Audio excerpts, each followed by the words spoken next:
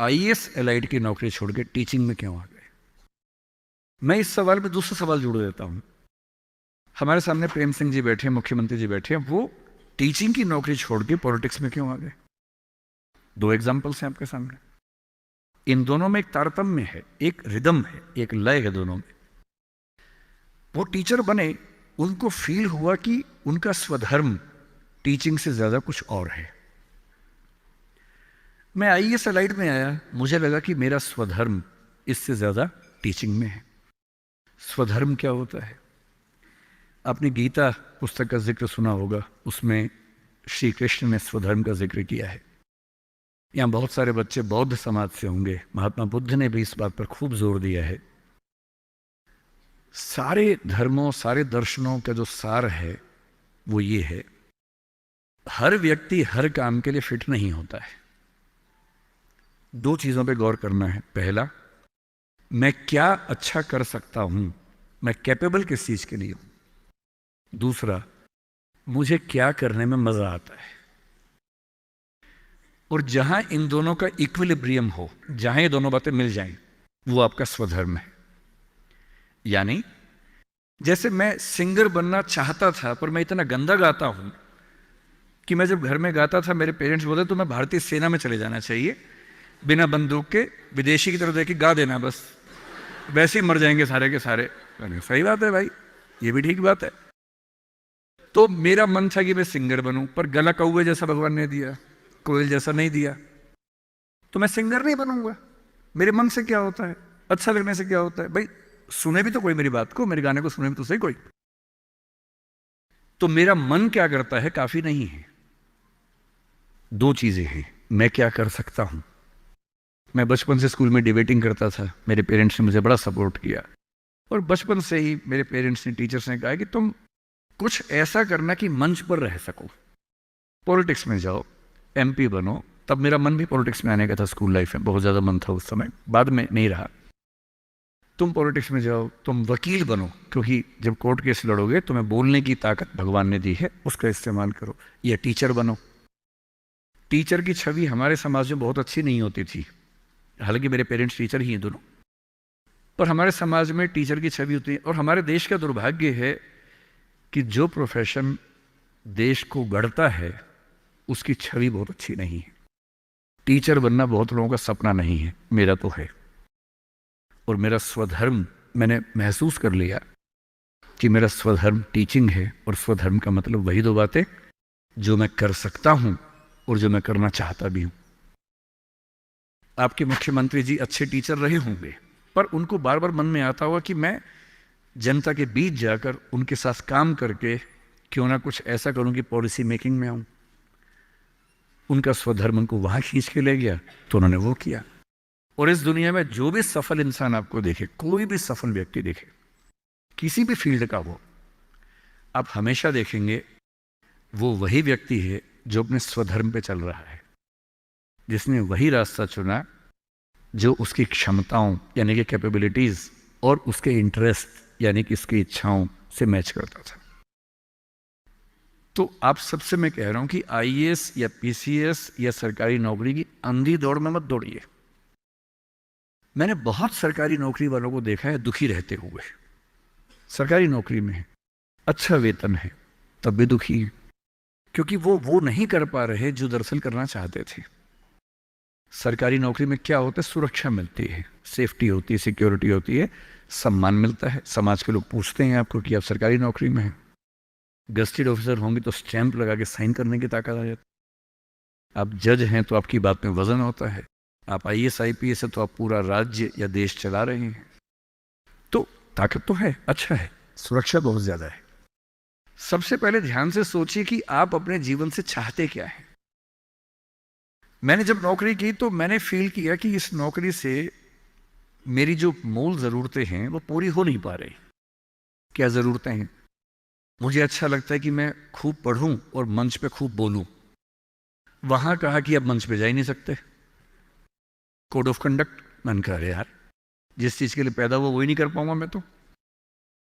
फिर दिन भर फाइलों में काम करना है। अब फाइलों में काम करना अच्छा लगता है कई लोगों को, मुझे नहीं अच्छा लगता, मेरा नहीं है ऐसी रुचि है, तो मैं क्या करूं।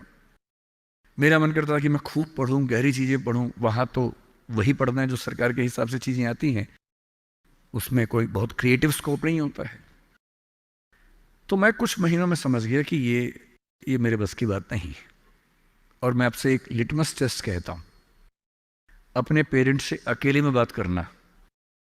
देखिए मैं बहुत ज़्यादा बोलता हूँ, जब आपको लगे ज़्यादा हो गया आप इशारा कर देना, मैं चुप हो जाऊँगा वहाँ पर, है ना। मैं भूल जाता हूँ कि मैं कितने घंटे बोल चुका हूँ तो आप हिंट कर दीजिएगा। आज घर जाके अपने पेरेंट्स से बात करना और एक बात पूछना उनसे, अकेले में बात करना, सबके सामने नहीं। स्पेशली अगर आपके पापा किसी नौकरी में हैं या मम्मी नौकरी में, जो भी नौकरी में, उनसे पूछना। उनसे कहना कि पापा आप नौकरी में खुश हो, ये बोल के चुप हो जाना। ये मम्मी आप नौकरी करती हो सरकार में या प्राइवेट जहां भी करती हो, ईमानदारी से बताओ, मेरे सिर पे हाथ रख के बताओ कि आप खुश हो। तो पहले वो 2-4 मिनट गोल मटोल बात करेंगे। हाँ बेटा क्या कह सकते हैं बेटा, हाँ ठीक ही है बेटा, सब बढ़िया चल रहा है बेटा, ऐसी ऐसी बात करेंगे। आप 2 मिनट के बाद फिर उनका हाथ पकड़ के अपने सिर पे रख देना। अब बोलना आपको मेरी कसम में झूठ बोला तो मर जाऊंगी, मर जाऊंगा। झूठ मत बोलना, सच्ची बताओ आप खुश हो। 2-4-5 मिनट के बाद उनके आंसू निकल जाएंगे या आवाज भर आ जाएगी उनकी। और मैं गारंटी दे रहा हूं आप 10 में से 9 पेरेंट्स कहेंगे बेटा खुश तो नहीं है पर क्या करे, क्या करे। तुम्हारा करियर बनाना है, तुम्हारी जिंदगी ठीक रहे, नौकरी छोड़ भी तो नहीं सकते। शायद बाद में जो पीएफ है उसके पैसे मिलेंगे, तुम्हें कॉलेज में पढ़ाना होगा, फीस इकट्ठी करनी होगी, घर बना के देना है, तुम्हारी शादी होगी, कैसे करूंगा, कैसे करूंगी। आप उनसे पूछना कि अगर आप 20 साल पीछे जा सको, तो 2 ऑप्शंस मिले, एक यही नौकरी करने का, एक कुछ और करने का, और ये एज्यूम करते हैं कि फाइनेंशियल सिक्योरिटी उतनी ही आपके पास रहेगी जितनी नौकरी में थी। एज्यूम कर लेते हैं। आप क्या करना चाहेंगे? गारंटी से बता रहा हूं, मैं मजाक नहीं कर रहा हूं, गारंटी दे रहा हूं कि 10 में से कम 7 या 8 कहेंगे मैं वो रास्ता चुनना चाहूंगा, ये नहीं चुनना चाहूंगा। इसलिए सिर्फ सिक्योरिटी जिंदगी में काम नहीं आती है, जिंदगी में बहुत कुछ काम आता है। और आपकी जनरेशन के सामने इतनी अपॉर्चुनिटीज हैं। हमारे सामने तो क्या था, हमने जब कॉलेज पास किया तो लोगों से पूछा आप क्या करें, तो लोगों ने कहा 2-3 रास्ते हैं, एक रास्ते आईएएस बन जाओ, एक है टीचर बन जाओ, एक वकील या जज वाला रास्ता है। तुमने 2 रास्ते चुन लिए, टीचर और आईएएस। टीचर का चुना इसलिए मैंने एमए किया, एमफिल किया, पीएचडी किया, यूजीसी नेट जेआरएफ का एग्जाम दिया कि ठीक है टीचर बन जाएंगे। तब तक आईएएस में इसमें लाइट में हो गया तो वहां जाके देख लिया। जल्दी ही समझ में आ गया कि दोनों में उतना मजा नहीं आ रहा है तो दोनों छोड़ दिया। लेकिन उस समय छोड़ दिया, अगर 2-4 साल कर लेता तो आज तक वही कर रहा होता। क्योंकि वो जो सुरक्षा है ना, दलदल जैसी होती है, एक बार दलदल में घुस गए बाहर निकलना बड़ा मुश्किल है। लेकिन आपकी जनरेशन का सोचिए, जब मैं अपने आसपास देखता हूं, मेरे बहुत सारे दोस्त सोशल मीडिया पे काफ़ी सक्सेसफुल हैं, फिल्म इंडस्ट्री में हैं। उनमें से एक ने मुझसे पूछा कि सर मैंने 30 साल नौकरी की है और मैं अपनी फील्ड में लगभग टॉप पे हूं।